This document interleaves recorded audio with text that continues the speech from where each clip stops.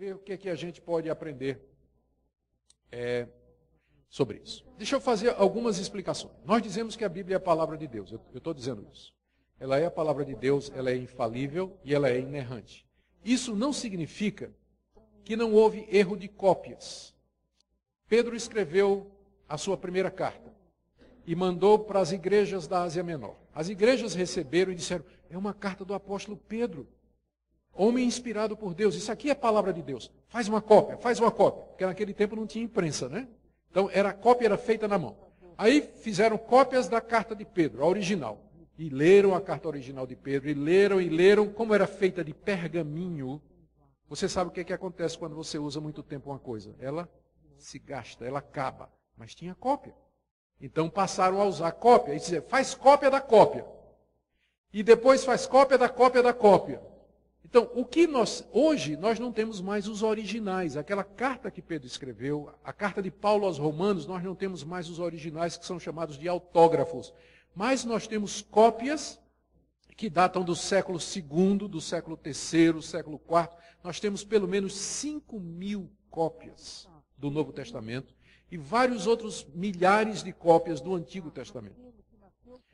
Não existe nenhum outro livro que tenha tantas cópias. Vocês ouvem falar, por exemplo, de Aristóteles e Platão, não é isso? Vocês sabem quantas cópias tem das obras dele? E que não são nem dele, mas reproduzidas em outras. Às vezes não tem 10, 12 cópias antigas daqueles escritos. Não tem. E as pessoas ficam assim, puxa, mas a Bíblia foi copiada e não sei o quê. Se você for usar o mesmo critério que alguns ateus querem usar para desacreditar a Bíblia, você não vai acreditar que Aristóteles existiu, que Platão existiu, que Galileu existiu, que Homero existiu, porque a Bíblia é o livro mais bem atestado do mundo em quantidade de cópias que nós temos. Só que, já ouviram a brincadeira do telefone sem fio? Você tem uma fila de pessoas, né? Aí você diz para a primeira, o pastor Augustus é feio. Aí você tem que passar isso para outra pessoa. Aí você diz assim, ó, o reverendo Augustus é feio. Já mudou, né? Não é mais pastor, é reverendo, é feio. Aí você passa para outro e diz assim, o reverendo, olha, o que eu vi é que o reverendo Augustus é feio, mas o pastor Sérgio é pior. Aí vai, entende? Quando chegar lá na última pessoa, já fizeram essa brincadeira do telefone sem fio, quando chega na última pessoa, que compara com a primeira, houve acréscimo, houve alteração. Então, é natural que no processo de cópia, um escriba, ele trocou uma letra, ele trocou uma palavra por um sinônimo.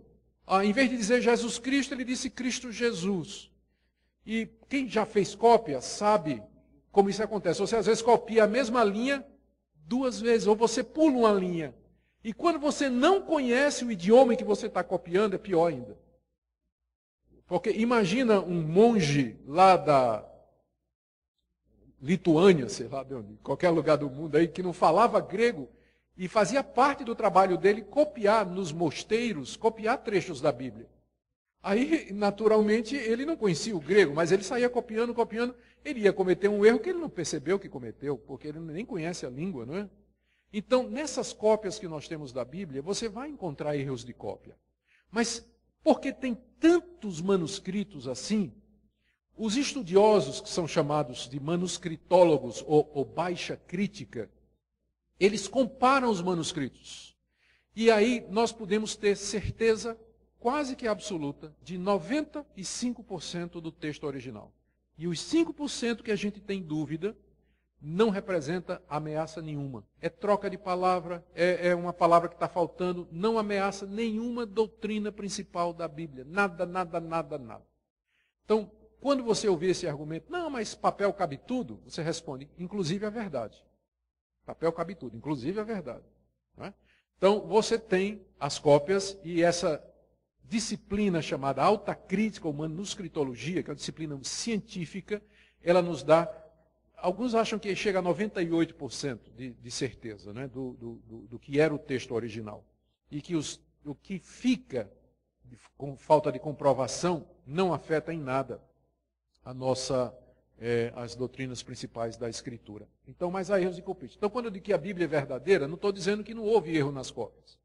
O que eu estou dizendo é que Deus, na sua misericórdia, preservou a sua verdade através das muitas cópias e pelo estudo científico nós podemos fazer a recuperação.